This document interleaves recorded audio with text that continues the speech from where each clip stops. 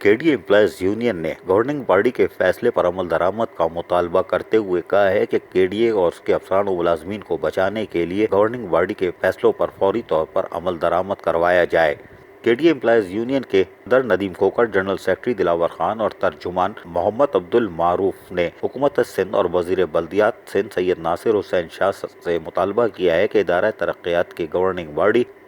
کا جو آخری اجلاس ہوا تھا، جس میں یہ فیصلہ کیا گیا تھا کہ director planning and urban design کے ڈی اے کو دیا جائے گا، اور اس گورننگ باڈی کے چیئرمین وزیر بلدیات سید ناصر حسین شاہ خود تھے۔ آپ کی موجودگی میں یہ فیصلہ ہوا تھا، اور اس گورننگ باڈی کی میٹنگ کے بعد اس کے منٹس کنفرم ہونے کے بعد ڈائریکٹر جنرل کے ڈی اے نے بھی سندھ لوکل گورنمنٹ ڈپارٹمنٹ کو ایک لیٹر لکھ دیا تھا، لیکن اس کو بھی 4 مہینے ہو گئے ہیں۔ کے ڈی اے امپلائیز یونین کا کہنا ہے کہ ادارہ مالی بحران کا شکار ہے۔ کورونا وائرس لاک ڈاؤن کی وجہ سے ہماری ریکوری بند ہو چکی ہے، ایسے میں اس کی اہمیت اور بڑھ جاتی ہے۔ اگر اس میں کوئی رکاوٹ ہے تو اس کو فوری طور پر دور کیا جائے تاکہ کے ڈی اے کے مالی بحران پر قابو پایا جا سکے۔ واضح رہے کہ کے ڈی اے امپلائیز یونین کے ساتھ ساتھ ایم کیو رابطہ کمیٹی کے رکن خواجہ اظہار الحسن نے بھی وزیر بلدیات سید ناصر حسین شاہ کو خط لکھ کر کے ڈی اے کے حوالے سے تفصیلی طور پر آگاہ کرتے ہوئے گورننگ باڈی کے فیصلے پر عمل درآمد کے لیے درخواست کی ہے۔ اب دیکھتے یہ ہیں کہ کے ڈی اے امپلائیز یونین کے اس مطالبے پر سندھ حکومت کتنی سنجیدگی سے نوٹس لیتی ہے۔ عزیز عارف، KBS بلدیاتی نیوز، کراچی۔